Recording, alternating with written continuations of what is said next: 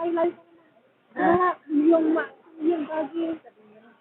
Si Christine, sabi niya, noong isang buwan pa na nakapaalam sa iba. ito. Oo, sabihin ng nanay ko, galing kila Kanda. Di, umaga no, Sabado na umaga, nagluluto kami ng breakfast.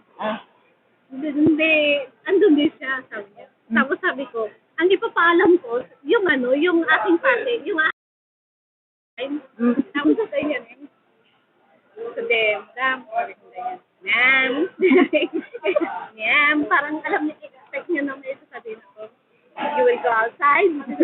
Ha? Sabi niya, sabi ko ganyan, I know, you will go outside. Yeah, with Madam Ilham and Madam Basima Shigala. Yeah, I know. They already told me. Hindi, sabi ng amo ko, Basima kalamaan. Hindi sila. Sino siya? Hindi lang si Kalamana.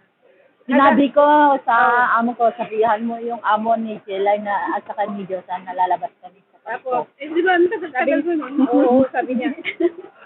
Ma, na-depression malsama, ni Madam Basima, malsama.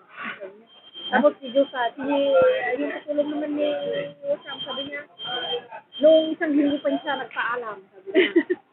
Tapos sinabi sa akin ni Sam kahapon, sabi niya, nalalabas daw tayo.